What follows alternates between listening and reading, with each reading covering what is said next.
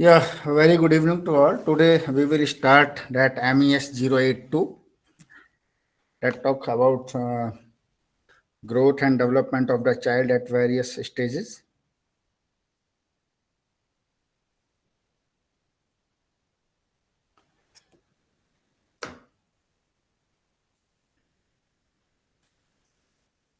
Am I audible and the slides is visible?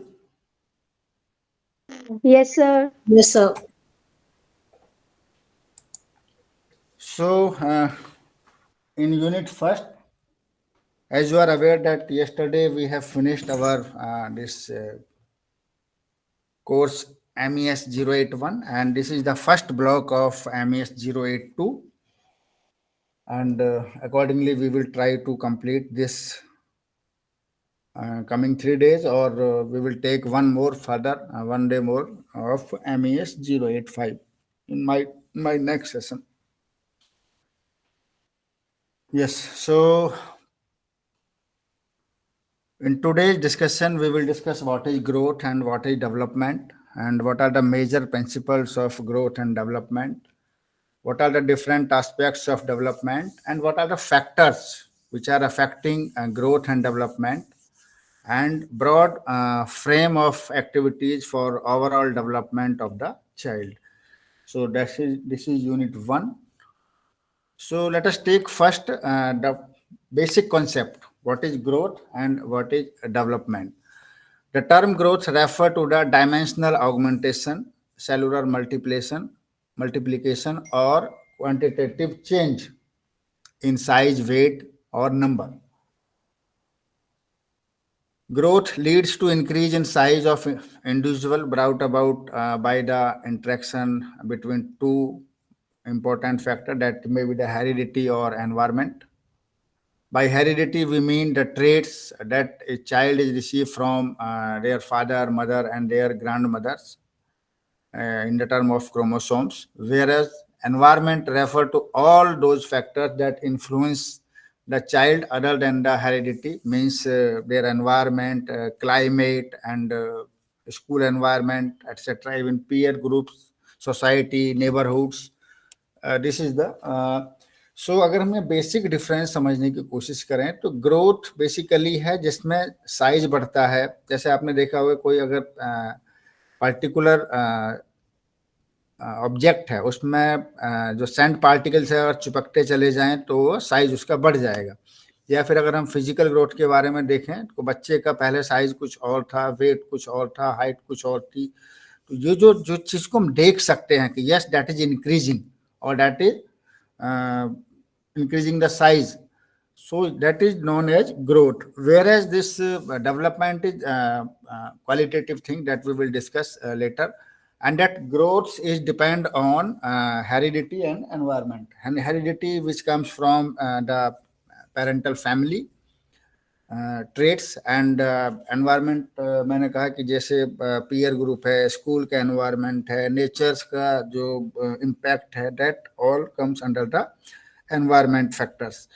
So if we see the definition of growth, Crow and Crow is the great sociologist who defined that growth as to structured and physiological change, while development refers to growth as well as change in the behaviour. Means growth बात करता है आपके physical development की, और आपका development बात करता है आपके जो बिहेवियर्स हैं, जो ट्रेट्स हैं, उनमें जो चेंज आता है वो that comes under the development category.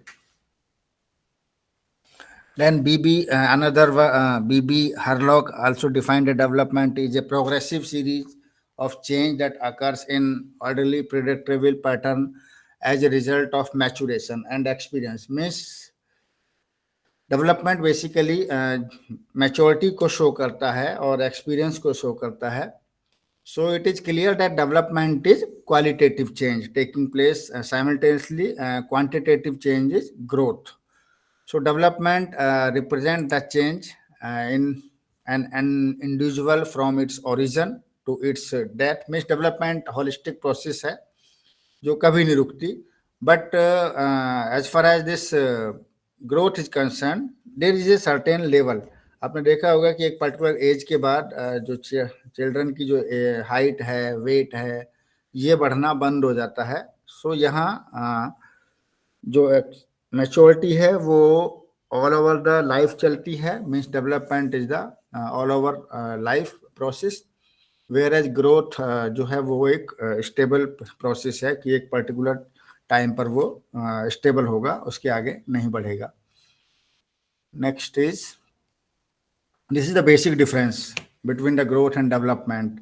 Means growth वो जो अभी मैंने बताया कि ग्रोथ बॉडी के चाइल्ड, अगर हम बात करें चाइल्ड के एस्पेक्ट में, तो चाइल्ड की जो बॉडी का साइज है, वेट है, वो बढ़ता है।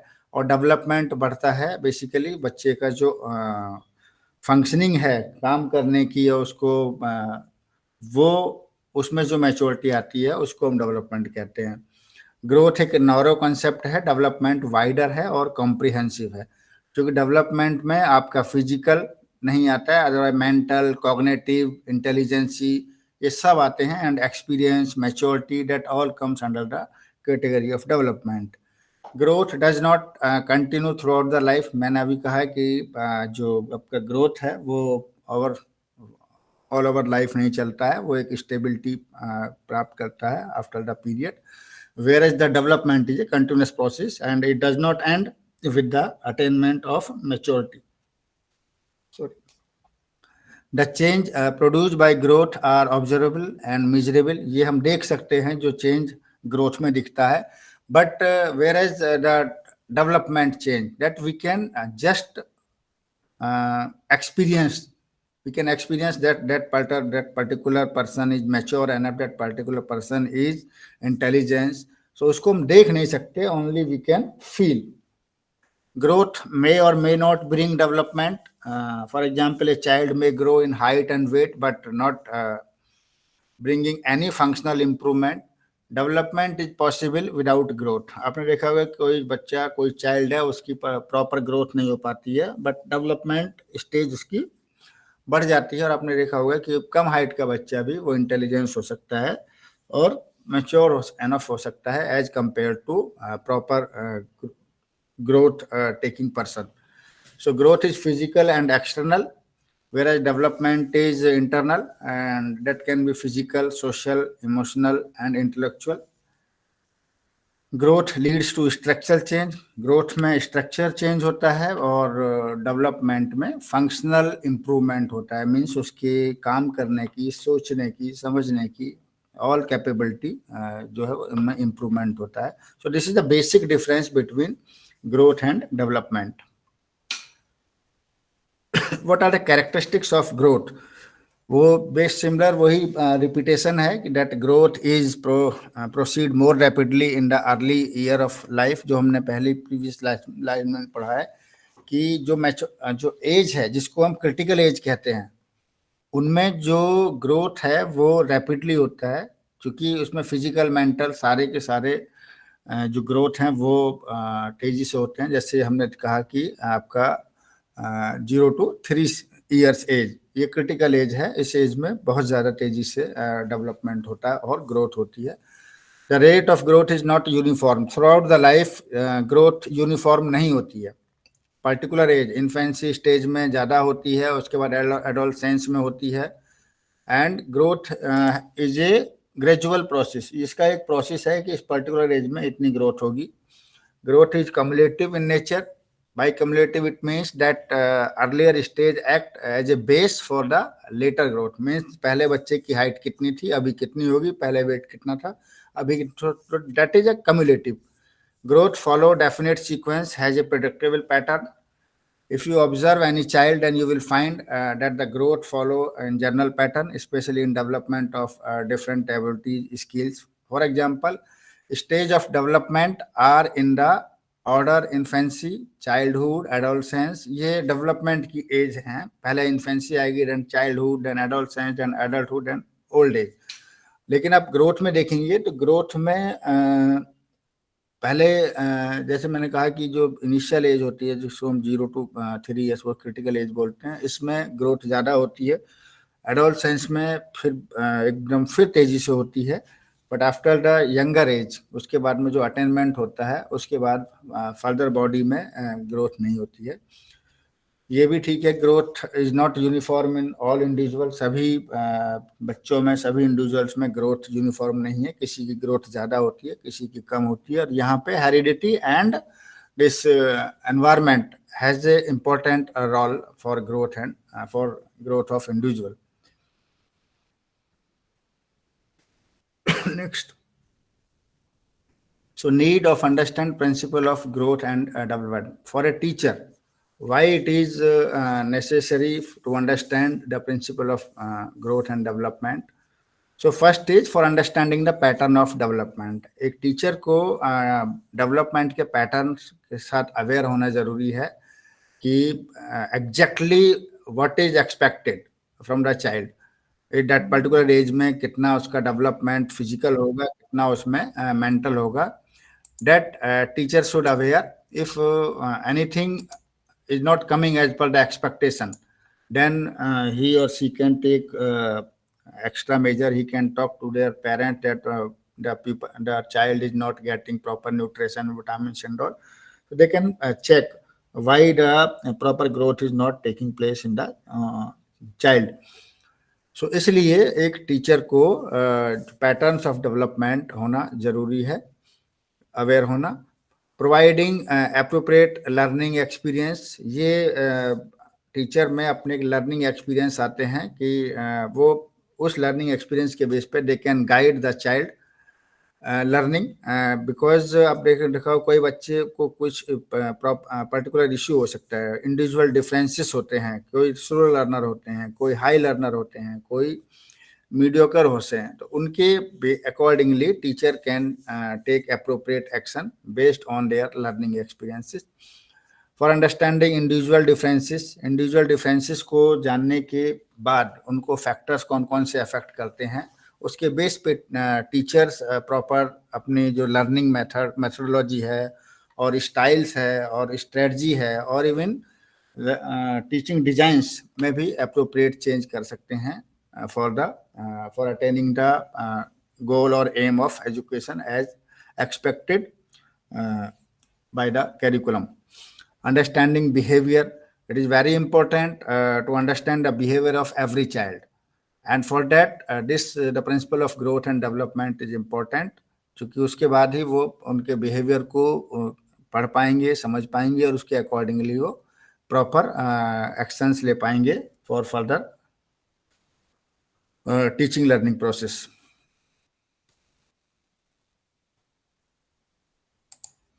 Yes, this is next is so basically that is fine that as a teacher we should be aware the principles of growth and development, but basically what are the principles, that is also important. Just wait. Yeah, so first is the principle of continuous development.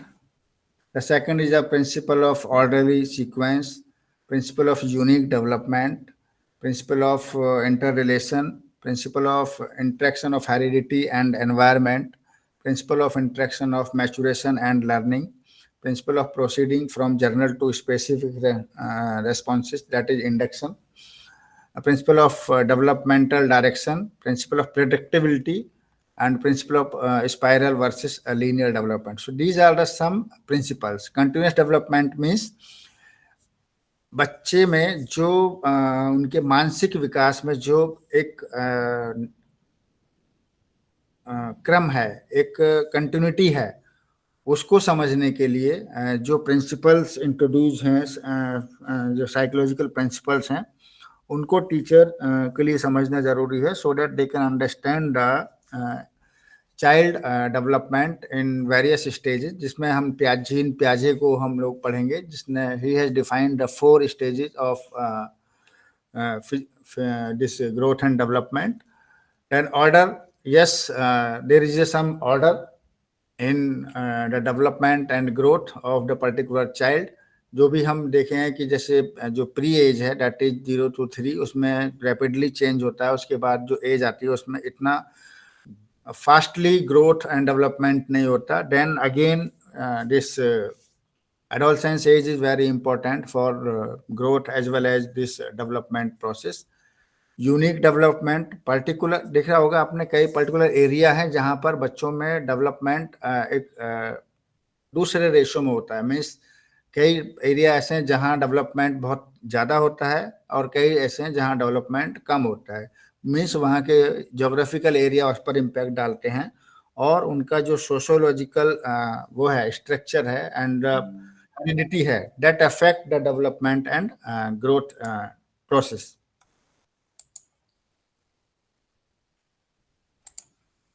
So these are some principles you can see in even your क्या बोलते हैं, that is study material, and on all principles are based on some theory, some psychological theory. As I said, continuous development means Jean Piaget is involved. That orderly, I think one more that psychologist, that is name, I forgot the name. So just refer your study material, and one page or 1.5 page is written on each and every principles. Just read if you feel, then we will discuss coming sessions. Next is after the these principles. Yes. So what are the stages basically? What are the stages of development? See, stages based on age group, stages based on stage of development and schooling age. 0 to 2 years, that stage is known as infancy. We all are aware. 2 to 6 year, that is early childhood. 6 to 12, and that is later childhood. 12 to 18, that is adolescence age, and adolescence age is very important. That is that age, because that adolescence age is also known as teenage, 13 to 19 near about. Because in teenage, various physical, mental developments take place in the every child. So this age is very, very important, and the role of community, role of society, role of teachers becomes very important to nurse the child in that particular age. That thereafter young adulthood 18 to 40, and mature adulthood 42, means after 40 there will be very less cases may be find that after 40 there will be no physical growth in the person. So 40 to 65 is matured adulthood, and over 65 that is aged, that aged just a minute.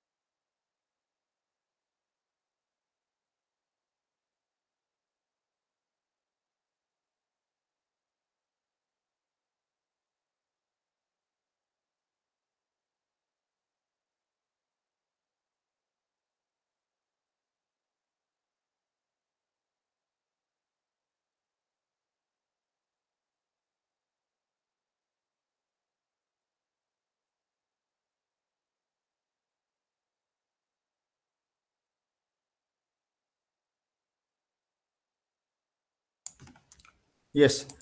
So these are the ages, and that age bracket is also known as a stage of development. As far as school is concerned, then 2 to 6 pre-primary and 6 to 12 primary, that you all are aware. Basically, what are the factors influencing this growth and development? As we have already discussed, the heredity and the environment. There are two major factors. They may affect, and they are affecting. They are influenced by growth and development. So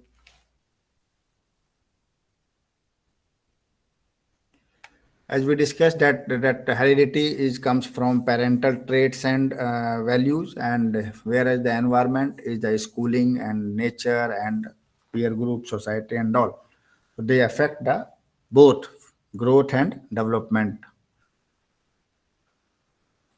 This importance of early childhood, why it is important, as I discussed that all age are important for in the light of their learning levels, because infancy have their other important, and childhood has other important, and adolescence is also important. So but childhood, because we are a prospective or in-service teacher of childhood, early childhood education. So this is becomes very important to understand this particular age. This period of infancy and early childhood have been acknowledged as the most significant in the life of an individual. ये हम बहुत पहले से बात करते आ रहे हैं कि ये लाइफ, ये जो एज ब्रैकेट है, that is very important to understand the individual, because इस एज में बच्चों का शारीरिक मानसिक ये विकास बहुत तेजी से होता है. The first few years of life influence the way of thinking and behaviour of individual. Secondly, the rate of development in all areas, that may be the physical, cognitive, language, social, emotional, all are most rapid during these age, that is the early childhood age.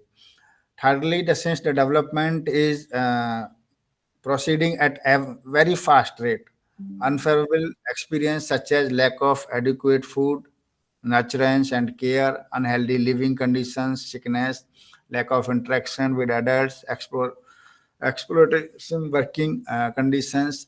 These are the basic things that has to be known to the all of us as a teacher.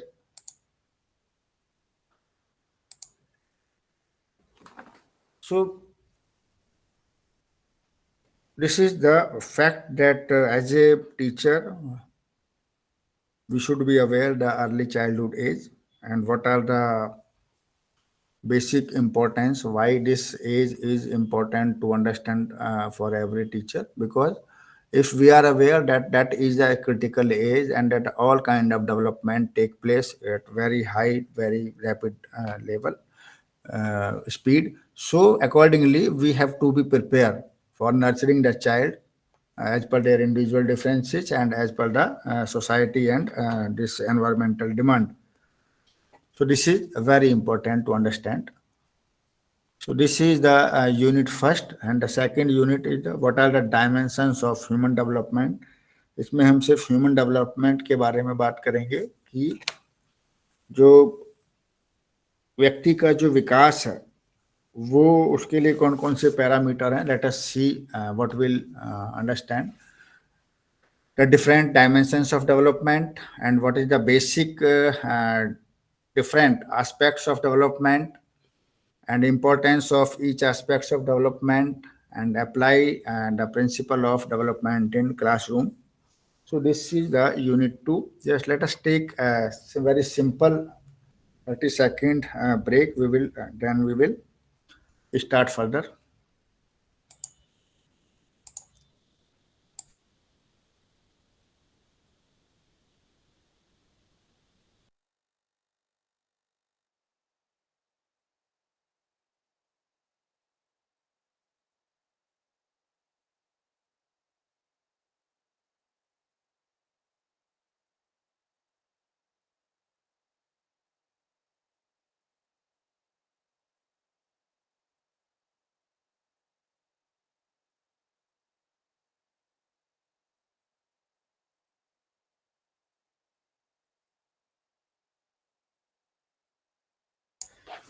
Yes. So human development is complex process. It involves a scientific study of both the qualitative and quantitative way in which the individual change over times. So development is a continuous process and it is influenced by number of factors. What are the number of factors? That may be as family, environment, and nutrition.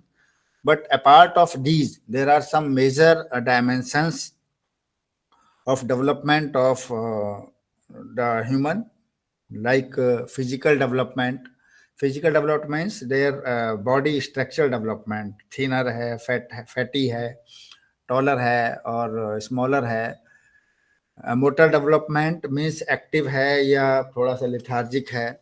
Emotional that comes under the cognitive development means what are the emotions, बात बात पे sad हो जाना, happily हो जाना और accordingly act करना। Then social development, whether the child is socially adaptive, means he or she is behaving as per the social demands, means respect, love, that all comes under the social development. Moral development, that is related to kind of values of society and heritage, culture, that all comes under the moral development. Development of language, that is simple, means regional language or the particular language in which the study is being conducted, or study is language, in which language the child is getting education and knowledge.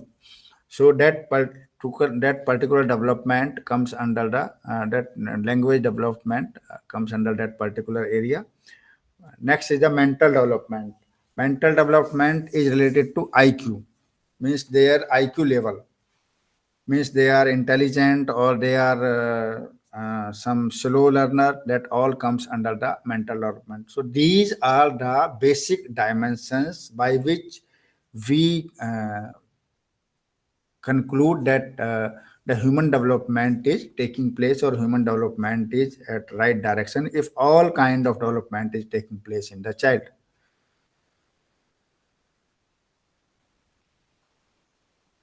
Yeah, so we will understand one by one physical and motor development. Physical development refer to that process which bring progressive change in the external as well as internal body organs of individual, resulting increase in the ability to function properly.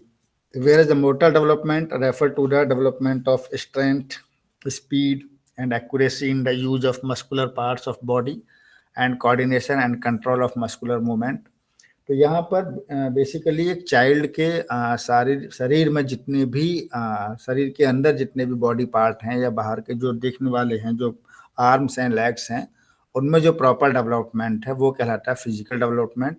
But whether the person is actively run or that can speedily jump, that all comes under the motor development, means muscular related activities, that comes under the motor development.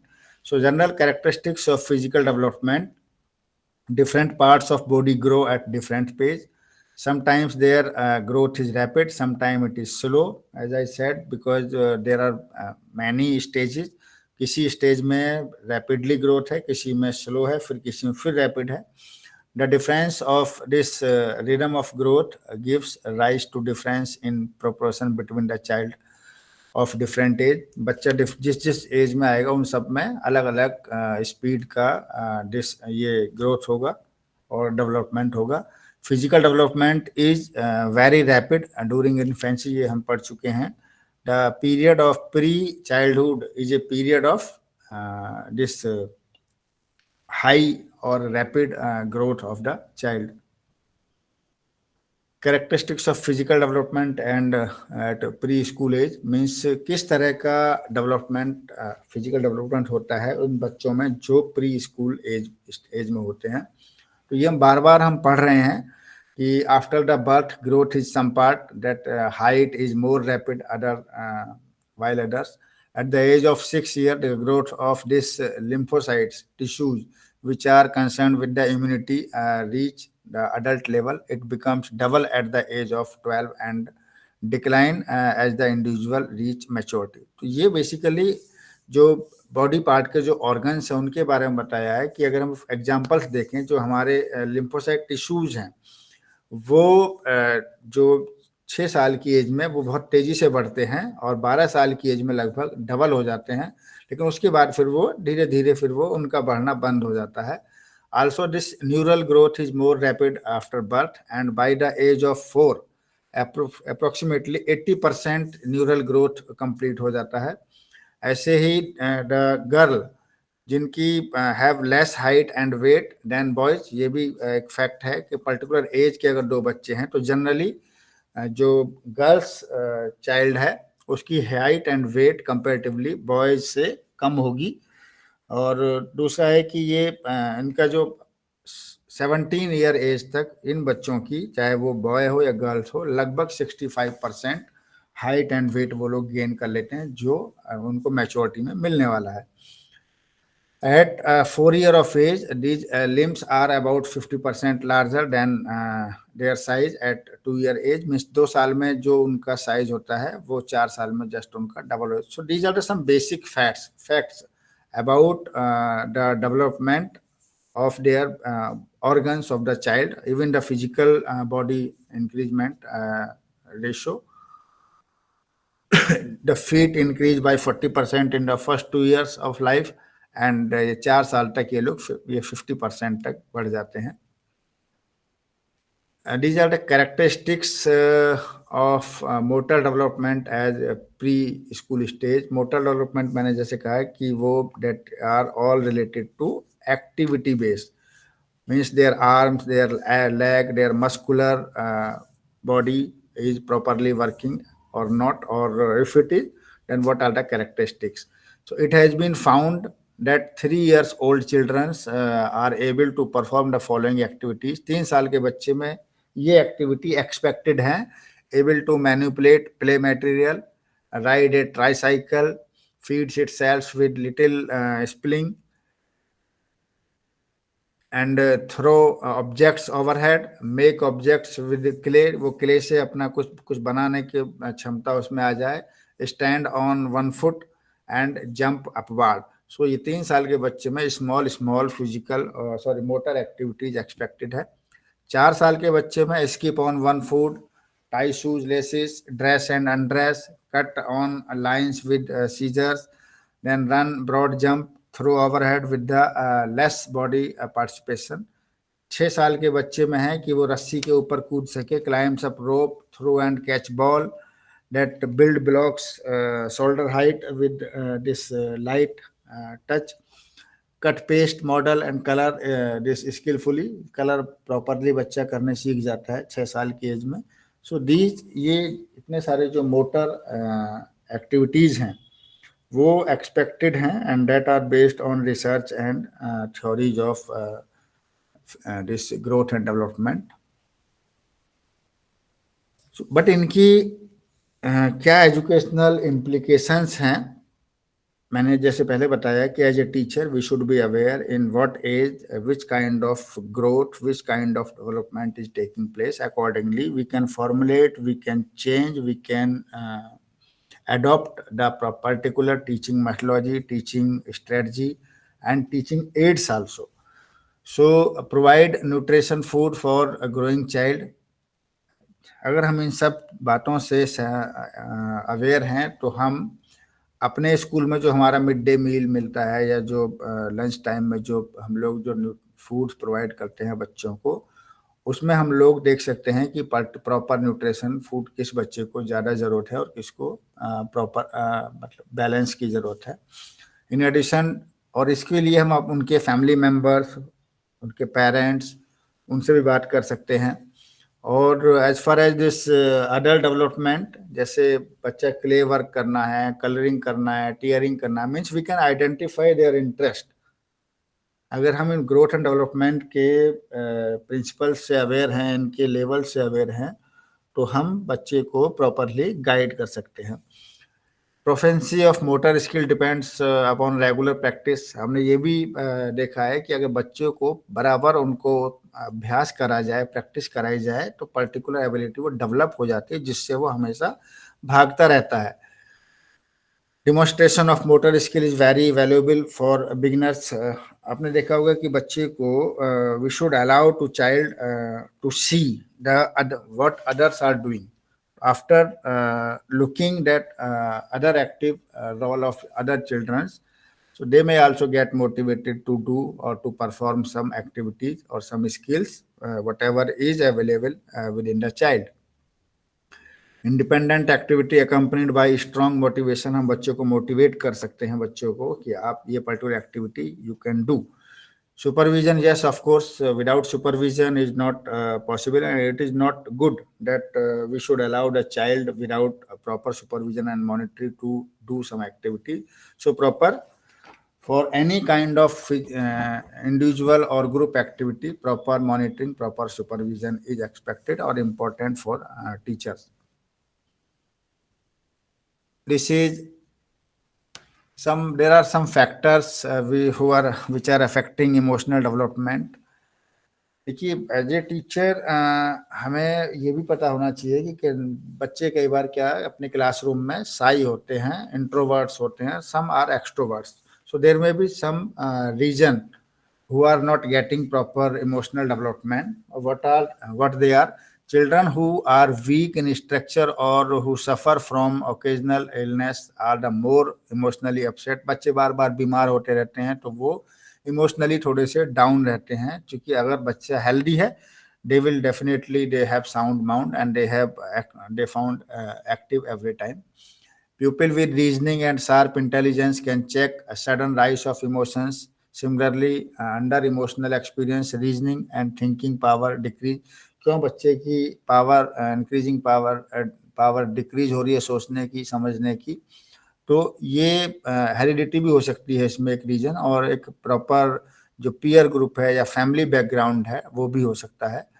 उसको जानने के लिए हमें teacher को aware होना चाहिए. Healthy relationship between parents and children, हमने कई बार देखा है कि कई बार अपने जो बच्चा है वो अपने पेरेंट्स से बात करने में झिझकता है. So that healthy relation has to be developed by the teacher.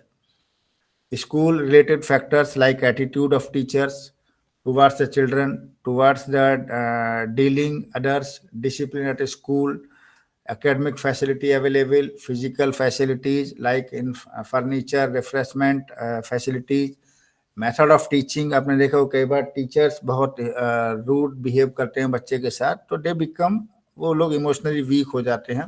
तो these are important factors. But school में किस टाइप का डिसिप्लिन है, किस टाइप में बच्चों की पढ़ाई होती है, क्या वहाँ फिजिकल फैसिलिटीज हैं, क्या infrastructure available in the school, and what are the co-curricular activities that all influence the emotional development of the child.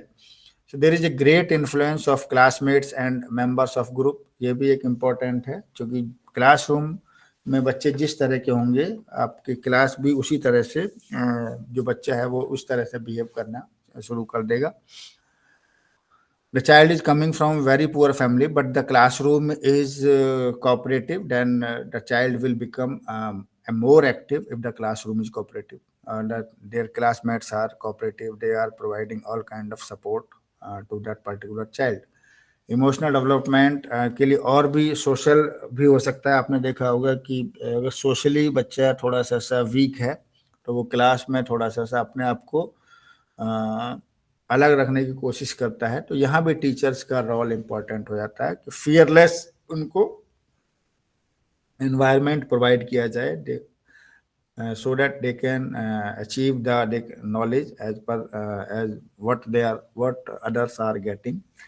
So ये कुछ फैक्टर्स हैं, और उसमें कुछ इसमें जो रिमेडियल रोल है वो मोस्टली टीचर का है कि वो अपने बच्चों को एक ऐसा एनवायरनमेंट प्रोवाइड करें जहां बच्चे जॉयफुली सीख सकें, जॉयफुली उस पीरियड को, क्लासरूम इंटरेक्शन को एंजॉय कर सकें.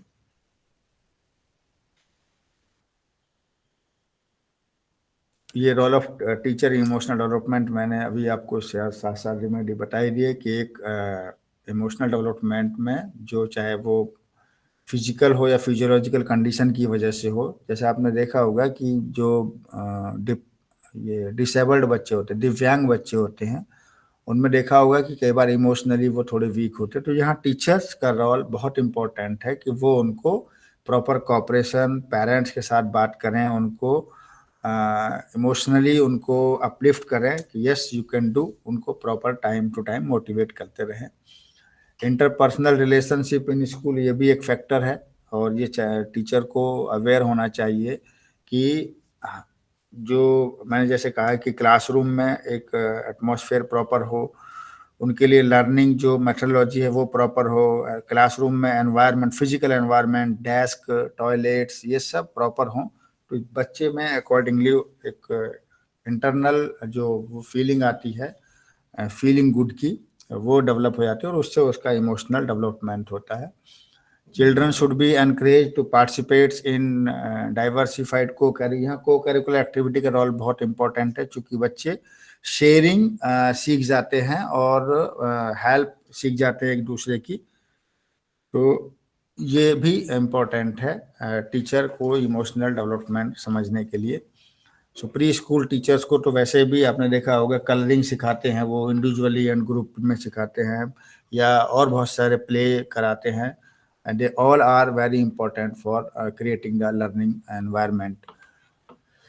Children should be taught the importance of, एक वैल्यू भी डेवलप होती है कि वो हमेशा टीचर्स अपने बच्चों को समझाएं कि ये बड़े हैं, इनकी रेस्पेक्ट करनी है, ये छोटे हैं, इनको प्यार देना है, इनके साथ केयर करनी है। ये भी एक इम्पोर्टेंट फैक्टर है इमोशनली बच्चे को अपलिफ्ट करने का। मॉरल एंड रिलीजियस एजुकेशन भी एक इम्पोर्टेंट फैक्टर है। Time to time moral stories and religious stories भी टाइम टू टाइम बच्चों को सुनानी चाहिए। राइम्स, पोएम्स, ये सब भी अगर बच्चों को हम सुनाते हैं टाइम टू टाइम, तो इससे भी जो चाइल्ड है आपका इमोशनली वो डेवलप होता है और एक्टिव होता है, ताकि वो आगे जो अपने आप को वो अलोन टाइप में फील नहीं करता है।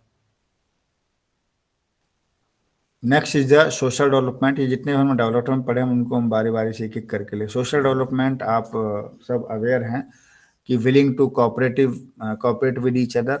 बच्चे अगर एक दूसरे के साथ कोऑपरेट कर रहे हैं तो ये एक सोशल डेवलपमेंट का पार्ट है। Ability to tolerate view of other, हम किसी के साथ कितना भी डिफरेंट ओपिनियन रखें लेकिन हम उसको अगर हम टॉलरेट करते हैं, that comes under the social development. Respect of various social group, social trade, social beliefs, ये भी एक सोशल डेवलपमेंट है। Ability to adjust with people and make friend, developing a sense of belongingness and enjoying social acceptance, ये सब social development का part है। But इसके भी कुछ पैटर्न है सोशल डेवलपमेंट के, कि पहले महीने में किस तरह का होता है, सेकंड में किस तरह का होता है। These are some age. फिर देखो फर्स्ट में पहले एक माह का बच्चा वॉइस को नहीं पहचान पाता कि वो किसकी है, मदर की है या फादर की है। सेकंड महीने वो कोगनाइज करता है कि यस एक वॉइस आ रही है, स्मॉल स्मॉल स्माइलिंग देनी शुरू कर देता है। थर्ड मंथ में वो माँ को रिकॉग्नाइज करता है, अब वो शो करता है कि वेदर ही और सी इज हैप्पी और नॉट। फोर्थ मंथ में वो ह्यूमन फेस को रिकॉग्नाइज करता है। फिफ्थ में वो रिएक्ट करने लगता है by seeing the other family members. Six and seventh month में वो सारे फैमिली मेम्बर से फैमिलियर हो जाता है और स्माइल शो करने लगता है, और जो कोई बाहर से आते हैं तो उनसे वो डरने भी लगता है। एट्थ और नाइन्थ मंथ में वो बात करने की कोशिश करता है, सिंपल हाथ पैर हिलाने की कोशिश करता है, एक्ट करता है फीलिंग एंड सोरोनेस का। और 10 से 12 महीने का जो बच्चा है वो जो इंटीमेट होता है मदर के साथ किसिंग में या बाकी affection.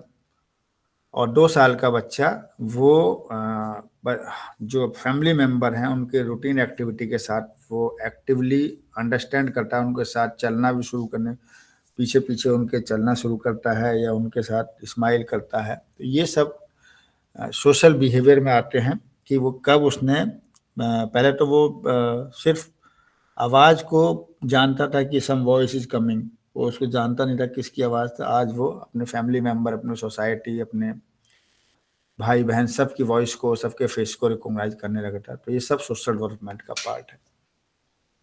But in fact yes there are some affecting factors of social development, जिसमें देखिए family yes is the most important। Family अगर लिटरेट है तो वहाँ बच्चे का सोशल डेवलपमेंट किसी और तरह से होता है, और अगर इलिटरेट है तो वहाँ किसी और तरह से होता है। बच्चे में का जो अपने माता पिता, भाई बहन, अपने पेरेंट, ग्रैंड पेरेंट्स, उन सब अगर जिस तरह की फैमिली है, जिस उनके साथ जिस तरह के रिलेशंस हैं, वो भी सोशल डेवलपमेंट को अफेक्ट करता है। आपने देखा होगा कई माता पिता ऐसे होते हैं जो अपने बच्चों को बहुत केयर करते हैं और शो भी करते हैं। कई ऐसे हैं जो केयर तो बहुत करते हैं बट शो ऑफ नहीं करते हैं। तो ये एक इंटरपर्सनल रिलेशन है चाइल्ड और पेरेंट्स के, और ऑन डॉट बेस जो सोशल डेवलपमेंट इन्फ्लुएंस करता है। पीयर ग्रुप, जैसे जैसे बच्चा बड़ा होता है उसकी जो साथ खेलने वाले हैं वो बच्चे किस फैमिली के हैं, कैसे हैं, ये भी बहुत इम्पैक्ट करता है सोशल डेवलपमेंट ऑफ चाइल्ड में। And lastly school is the important factor. जैसे हमने कहा कि स्कूल में टीचर्स किस तरह के हैं, वो किस तरह की टीचिंग मेथोलॉजी है, या स्कूल का एनवायरनमेंट कैसा है, स्कूल के क्लासमेट्स कैसे हैं, किस टाइप की को करिकुलर एक्टिविटी हो रही हैं, किस टाइप की सोशल एक्टिविटी हो रही हैं, they all are very important factor for social development of particular child. This is one is the more important development, that is the moral development. The moral is derived from Latin words that is mores, which means manners, customs, and folkway. Moral development of the child implies inclusion of the child, a number of qualities for which curriculum provides ample opportunities. Means moral development के लिए बच्चे के curriculum में बहुत सारे activity involve होती है। जैसे हमने कहा कि हम अपने बच्चों को शेयरिंग करना सिखाते हैं बाई ग्रुप एक्टिविटी। हम उन्हीं बच्चों को एक दूसरे के साथ हेल्पिंग करना सिखाते हैं। जैसे आपने देखा होगा कि छोटे छोटे बच्चे एक बॉल के साथ खेलते हैं, ग्रुप एक्टिविटी या कोई और फैमिलियर एक्टिविटी जो प्री स्कूल्स में होती हैं, उनसे हम उन बच्चों में living together, friendship and other moral जो ट्रेड्स हैं वो डेवलप करते हैं। So, what is the role of teacher in moral development? The child learns moral behavior through identification and imitation. So, parents and teachers should serve as a good model. Means moral development के लिए teacher को खुद एक role model के रूप में आना पड़ता है बच्चों के लिए। Basic concepts of moral development can be inculcating through direct teaching. हम लोग जब डायरेक्ट पढ़ाते हैं उनसे भी मॉरल डेवलपमेंट होता है। कई बार जो हम लोग बच्चों को रेनफोर्स देते हैं टाइम टू टाइम। हम लोग जब बच्चा सफल हो जाता है किसी, जैसे सपोज करिए आपने कोई मैथमेटिक्स सम दिया, उस बच्चे को जरा आपने थोड़ा उसको मोटिवेट कर दिया, जरा आपने उसको हेल्प कर दिया और बच्चे का वो क्वेश्चन सॉल्व हो गया, then they becomes very happy. और उसके बाद उनमें एक इनर फीलिंग आती है, यस वी कैन डू। और उसके बाद वो दूसरों को उसी सम को सिखाने का अगर प्रयास करें तो वहाँ एक हेल्पिंग नेचर की कैपेबिलिटी डेवलप होती है। So teachers should stress moral qualities like love, sacrifice, self-control, truthfulness, and this uprightness, etc. While teaching, जब पढ़ाएं तो इस तरह की वो जो मॉरल क्वालिटीज हैं उनको बताएं, बच्चों को अवेयर कराएं। मॉरल वैल्यूज, जैसे हमने कहा कि ये मॉरल वैल्यूज अपने रिलीजियस बुक्स हैं, महाभारत, रामायण, गीता उपदेश, पंचतंत्र, इस तरह की जो छोटी छोटी कहानियां हैं उनको बच्चों को पढ़ने के लिए मोटिवेट करें या खुद उनको सुनाएं, तब भी इनसे भी बच्चों का मॉरल डेवलपमेंट होता है। एंड बायोग्राफी, जैसे अब्दुल कलाम आज़ाद या बाकी जितने भी अदर लीडर्स हैं, ग्रेट लीडर्स ऑफ इंडिया, उनकी बायोग्राफी भी, महात्मा गांधी की बायोग्राफी बच्चों के साथ शेयर करें, या और बहुत सारे लीडर्स हैं, तो इनसे भी बच्चे के अंदर मॉरल डेवलपमेंट होता है। Next is the language development. Language development आप जानते हैं, बच्चे में वोकैबुलरी डेवलप हो, प्रॉपर स्पीकिंग डेवलप हो, प्रॉपर लैंग्वेज जो उसमें जो ग्रामर है वो प्रॉपर यूज करे। सो ये जितनी भी vocabulary, grammar, length of response, speech, ये सब लैंग्वेज डेवलपमेंट के पार्ट हैं। और इनमें जो डेवलपमेंट होता है that comes under the language development. और कम्युनिकेशन इस लैंग्वेज डेवलपमेंट का बहुत इंपॉर्टेंट पार्ट है, क्योंकि अगर बच्चे की जानता वो सब कुछ है, he can speak, but communicate नहीं कर पा रहा है, तो कम्युनिकेट होना जरूरी है लैंग्वेज डेवलपमेंट में। तो अब इनके लिए हम कौन कौन से स्टेप्स ले सकते हैं लैंग्वेज डेवलपमेंट को? सो ये है fable, gestures and sound. Different तरह के हम उनको जेस्चर्स करके दिखाएं, साउंड्स करके दिखाएं। बैबलिंग है, और use of simple spoken vocabulary है, सिंपल सी वोकैबुलरी हम यूज करें। वन वर्ड सेंटेंस से शुरू करें, देन बाद में हम लोग छोटे छोटे सेंटेंस जोड़ करके एक बड़ा सेंटेंस बना सकते हैं। Development of skill in reading, हम बच्चों को रीडिंग के तरफ मोटिवेट कर सकते हैं। And improved mastery of tools of communication, किस तरह से आपको कम्युनिकेट करना है ये बच्चों में डेवलप करें तो उनका प्रॉपर लैंग्वेज डेवलपमेंट हो जाता है। Next is the sorry this is also the language development, but ये लैंग्वेज डेवलपमेंट किस तरह से काम करता है and what is the sequence. So at birth language is practically absent. आपने देखा कि छोटे बच्चे में वो लैंग्वेज नहीं जानता है, वो सिर्फ स्माइल करता है या अपना जो फियर है वो शो करता है। 4 वीक बाद वो बच्चा थोड़ा सा नोटिस करता है, ये हम पहले भी डिस्कस कर चुके हैं। उसके बाद बच्चा रोना, स्माइल, देन कूइंग, 16 सप्ताह तक वो ऐसे करता है। 28वें सप्ताह में वो बैबलिंग करता है। 40 वीक में वो जो अपने जो मदर हैं, फादर हैं, उनको समझने का प्रयास करता है। 52 वीक में जो बेबी है वो 1 वर्ड और 2 वर्ड्स बोलना स्टार्ट करता है, जैसे माँ बोलना, माँ बोला, या कुछ पा ऐसी सिंपल सिंपल वर्ड्स वो बोले। 24 मंथ्स में वो सिंपल जो सेंटेंस हैं, छोटे छोटे सेंटेंस, वो बोलने का प्रयास करता है। So these are the stages. And 5 साल में बच्चा वो स्पीक करता है जो प्रॉपर इन्फेंटाइल आर्टिकुलेशन के साथ। ये लैंग्वेज डेवलपमेंट में फैक्टर्स, कौन कौन से फैक्टर्स होते हैं। कल्चरल फैक्टर्स है, सॉरी पहले लेते हैं हम लोग जो पेरेंट, जो बच्चा जिस भी फैमिली में रह रहा है वो उसी लैंग्वेज को यूज करता है या जिनके साथ रह रहा है।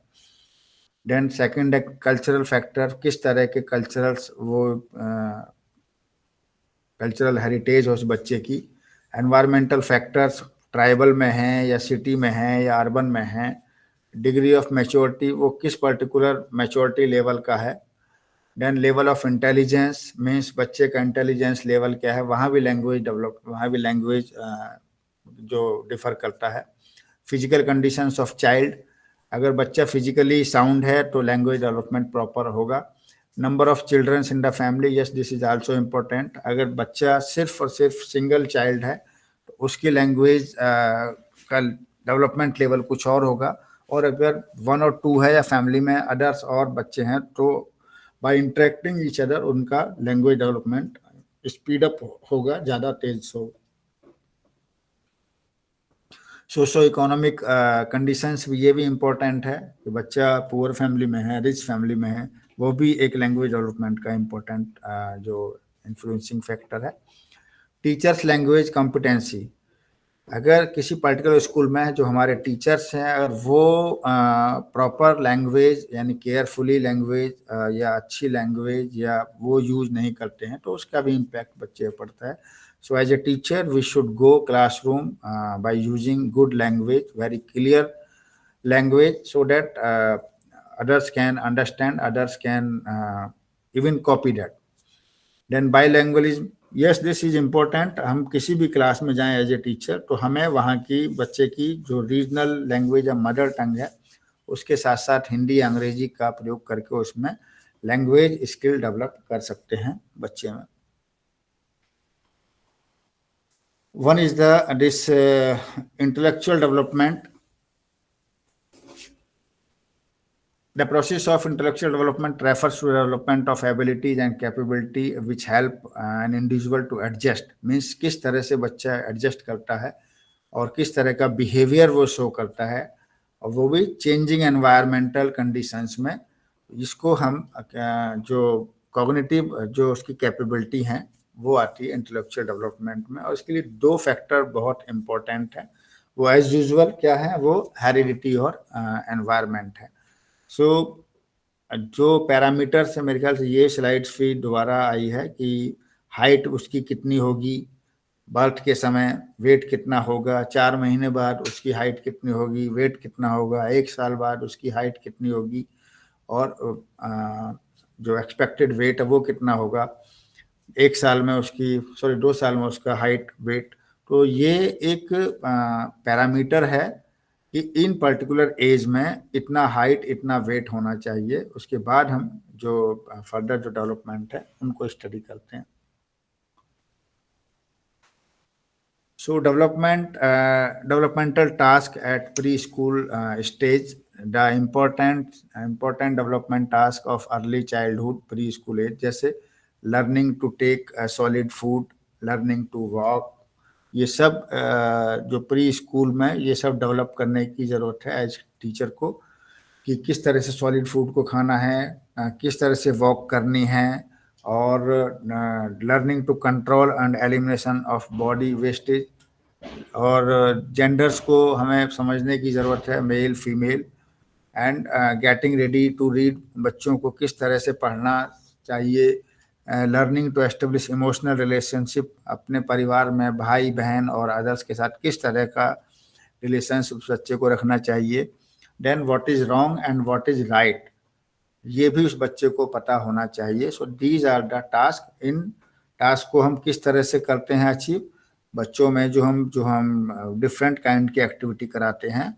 उनमें ये सारे के सारे टास्क हम लोग बच्चों को कराते हैं, और उसमें जो डिफरेंट लेवल्स हैं, डिफरेंट जो हमारे इम्पोर्टेंट जो डेवलपमेंट टास्क हैं, उन सब से अवेयर कराते हैं by doing different activities.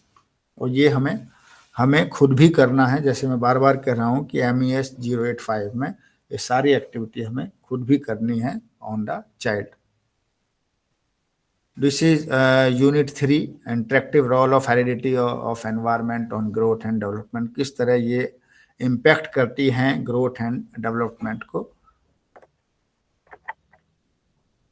So I think this is the last unit of this block MES 082। So heredity environment क्यों इम्पोर्टेंट है, इसको पढ़ेंगे। क्या फैक्टर्स हैं जो डेवलपमेंट के डिटरमिनेंट्स को बनाते हैं, और क्या एक्टिविटीज़ हैं, what are the activities according to the development need of the child. So quickly let us see. Yes, so first is heredity. What is heredity? आनुवांशिकता। हम बच्चों में कहते हैं कि आनुवांशिकी बच्चों के लिए एक इम्पोर्टेंट फैक्टर्स है जो बच्चों की ग्रोथ एंड डेवलपमेंट को अफेक्ट करती है। सो meaning of heredity, heredity is the mechanism by which all traits are inherited by a offspring from his or her parents in order to transfer these। क्या transfer होते हैं basically heredity के through? Trades, jeans, ये दो transfer होते हैं एक पीढ़ी से दूसरी पीढ़ी, वन जनरेशन से second generation, third generation, and that is to through chromosomes. So ये जो पर्टिकुलर प्रोसेस है या पर्टिकुलर एक्ट है या पर्टिकुलर जो हमारा रीजन है कि जो बच्चों में चेंज आते हैं आनुवांशिकी के कारण, वो हेरिडिटी कहलाता है। अब टाइप्स ऑफ हेरिडिटी दो तरह की होती हैं, एक है बायोलॉजिकल हेरिडिटी, एक है social heredity. Biological heredity means that is related to genes and chromosomes.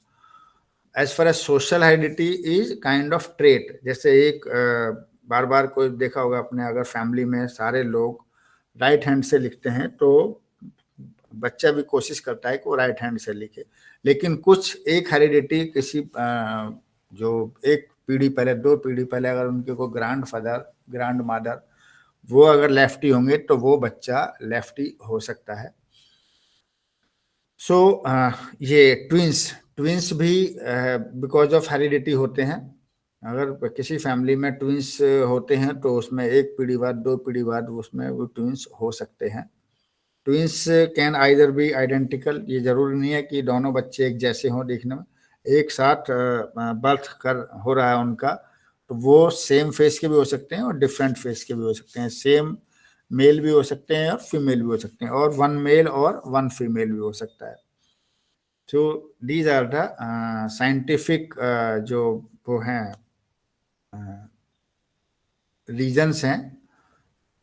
जैसे जो इसमें देखिए दिखा, meaning that they develop from one zygote then split, किस तरह से बनता है मीन्स ये ट्विंस, वो डिफाइन करने का कोशिश किया। दैट इज वेरी बायोलॉजिकल जो लोग हैं वो अच्छे से इसको परिचित होंगे कि ट्विंस किस तरह से फॉर्म होते हैं और वो किस किस टाइप के हो सकते हैं। वो आइडेंटिकल भी हो सकते हैं, नॉन आइडेंटिकल भी हो सकते हैं।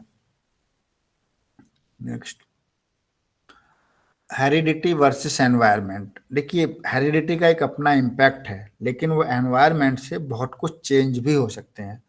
सपोज बाय बर्थ बच्चा अगर लेफ्टी है, अगर उनको प्रॉपर ऐसा एनवायरनमेंट मिले जहाँ पे राइट हैंड से लिखना है, तो वो बच्चा धीरे धीरे राइट हैंड से लिखना, खाना या जो भी अदर एक्टिविटीज़ हैं वो सीख सकता है। बट इसमें जो डिफरेंट पॉइंट ऑफ व्यू हैं, कुछ लोग एनवायरमेंटलिस्ट हैं, कुछ लोग हेरिडिटेरियन हैं। उन सबके अपने अपने पॉइंट व्यू पॉइंट हैं कि कोई कहते हैं कि हेरिडिटी पर एनवायरनमेंट का कोई इम्पैक्ट नहीं होता, वो ट्रेड्स ट्रांसफर हैं one generation to other generation, they don't have any impact of environment. Whereas some जो environmentalist है वो कहते हैं कि environment का impact बहुत important है। even जो hereditary activities हैं they can be changed by the giving proper environment to the child. So different point of view हैं, इसको थोड़ा सा आप डिटेल में इसको पढ़िएगा। नेक्स्ट इज यस, ये एक चार्ट भी उसमें दिया होगा कि डिफरेंट एस्पेक्ट्स हैं वहाँ, एनवायरनमेंट क्या करता है और हेरिडिटी क्या करता है as far as this physical growth and development. So अगर आप बच्चे की हाइट और जो बॉडी जो स्ट्रक्चर है वो बेसिकली हेरिडिटली डेवलप्ड होता है।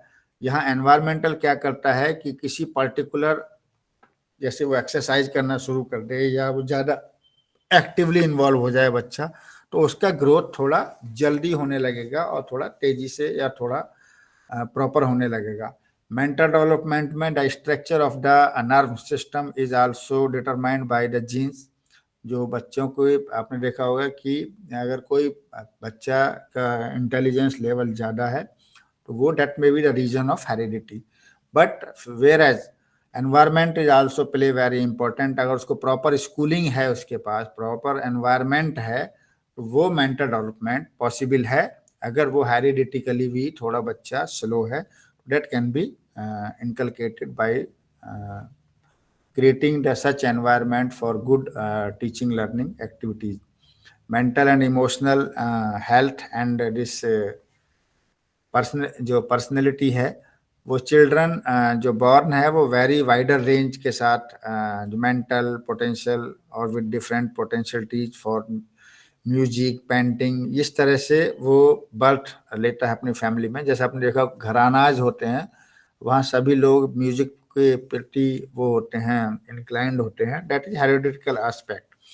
बट अगर वही बच्चे को आप उस घराना से निकाल करके कहीं और ले जाते हैं, उस पर्टिकुलर फैमिली से अलग कर देते हैं और दूसरे तरह का एनवायरनमेंट देते हैं, तो उसमें दूसरे तरह के ट्रेड्स डेवलप हो सकते हैं। तो ये सिंपल जो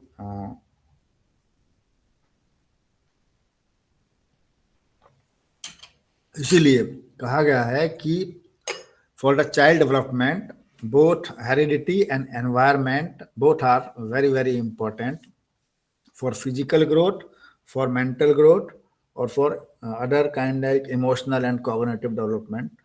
इसके लिए हेरिडिटी और दिस एनवायरमेंटल एनवायरमेंट्स का बहुत इंपॉर्टेंट है, means both are very important for development of child. So this is your block first of MES 082. Today we will start that block is MES 082. So अगर आपको कुछ interact करना है, so floor is for you. Otherwise we will meet tomorrow at same time.